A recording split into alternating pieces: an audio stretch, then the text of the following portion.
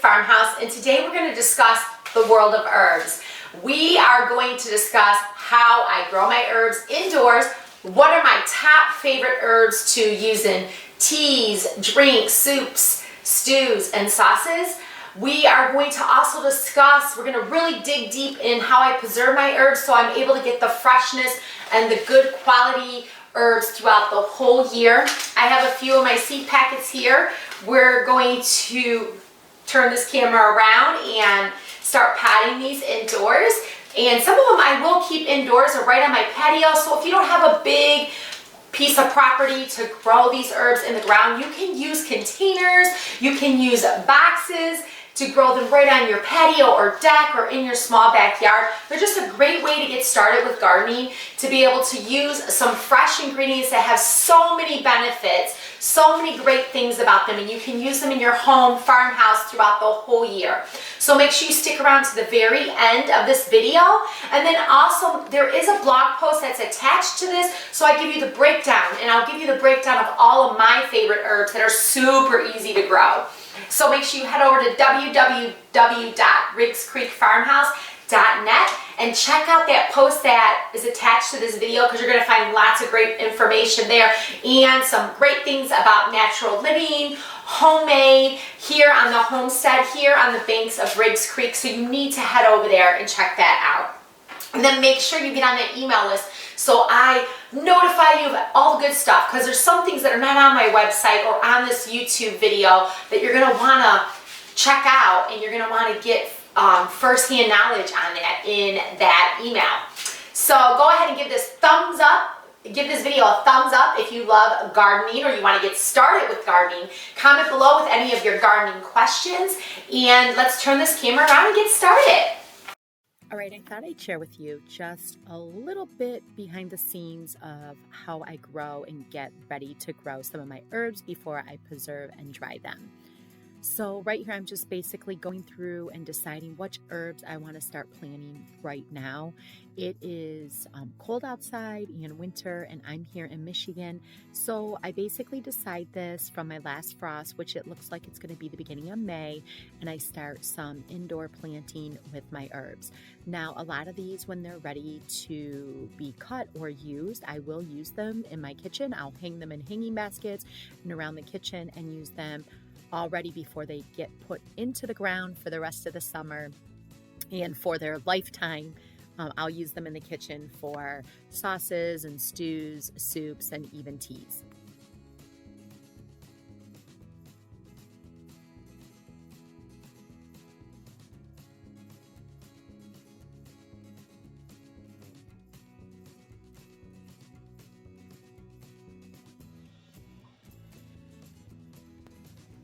Okay, as you can see here, I'm just basically filling all of my starter containers with some soil, some starter soil, and some different enriched soils. So I'm giving it a good mixture, and I'm filling each one up with my desired seeds. So a lot of my herbs, I did start, and I want you guys to know this, I did start very small when I got into incorporating fresh herbs and incorporating preserving herbs. I started out with just a few things such as parsley, rosemary, things of that nature, and then I expanded on it. So I think right about now I might be up to about a dozen herbs that I have successful growing in. A lot of them are biennials, perennials, and some are annuals, and I'm going to incorporate some new ones this season. I do want to share with you, I do have a free printable if you head over to my blog, which is www.riggscreekhouse.net. I have a printable for you that you can print out. It's kind of a cheat sheet to give you an idea of what each herb does and the benefits of it, and you can start right there just deciding on that cheat sheet, maybe going through and circling the ones you want to grow this spring.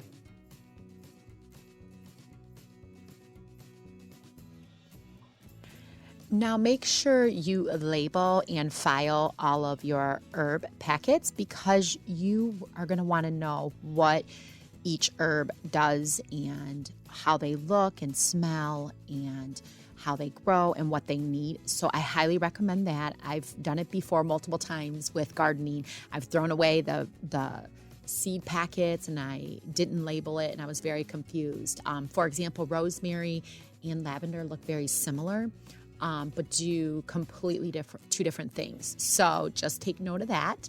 And also I wanted to mention on that cheat sheet, I will link it below too for you as well.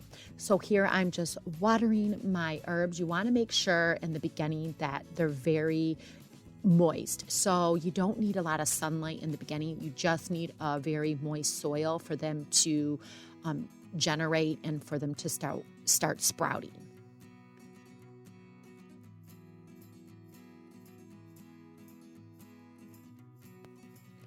All right, I think it's about time to show you how I preserve my herbs throughout the year. So right here, I have a bunch of cilantro that I used for a recipe, and I did not need all of the cilantro. I can't grow my cilantro very well in my home, but I had great success growing it in my garden this past spring and summer. So I just picked this up at my local supermarket and I didn't want to waste it.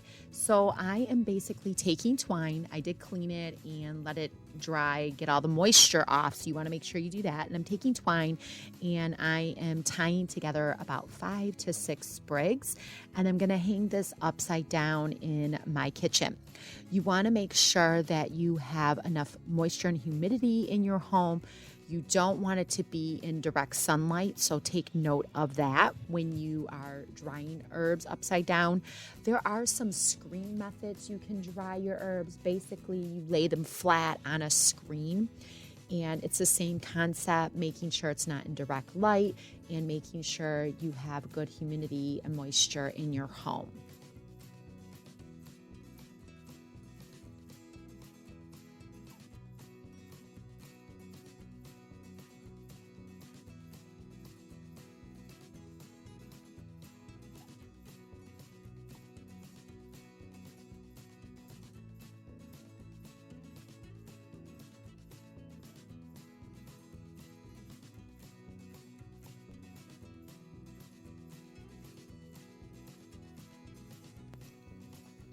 Another method, if you don't want to dry your herbs, is remove all of your leaves off of your herbs after you clean them and dry them and place them in an ice cube tray.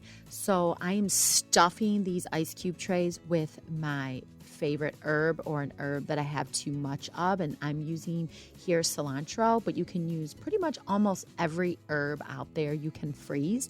And what I'm making is a little flavor bomb, I like to call these.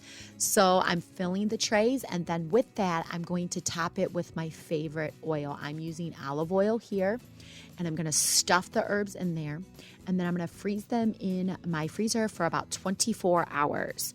Once they're completely frozen, I'm going to take a large freezer Ziploc bag and write what is inside of the Ziploc bag. And then I'm going to take them out of the ice cube tray and place them in there. And I will use these to flavor soups, stews, and sauces. So our next thing that we're going to do is take those herbs that hung upside down that are completely dry, and this usually takes about 5 to 10 days depending on your home. And I'm removing all of the goodness off of the stems, and I'm putting it in this mortar of sorts. I picked this up at my local Salvation Army, but in the blog post I will link one very similar on Amazon that you can pick up. I love this thing for preserving herbs because I'm going to grind them and then place them into one of my glass spice bottles.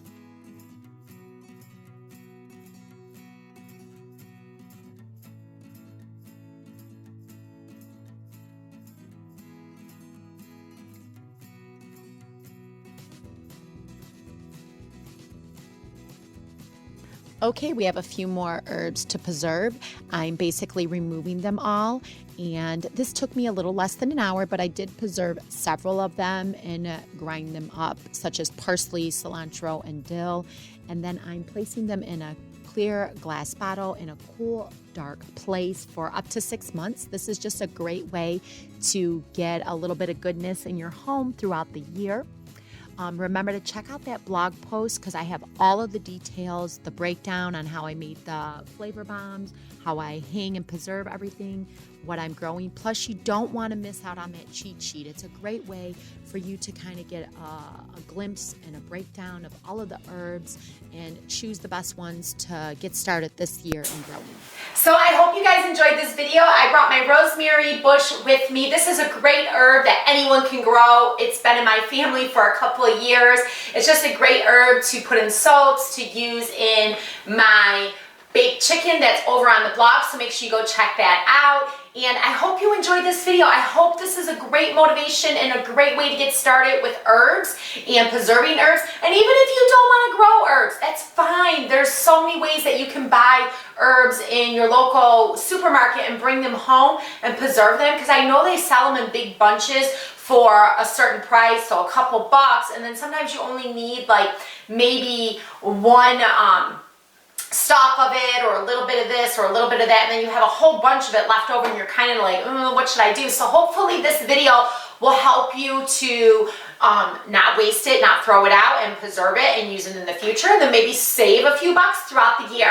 Go ahead, give me a like, a thumbs up. Remember to share this video, comment on this video. If you know somebody else who loves gardening and herbs, then go ahead and share this video so they can get it too.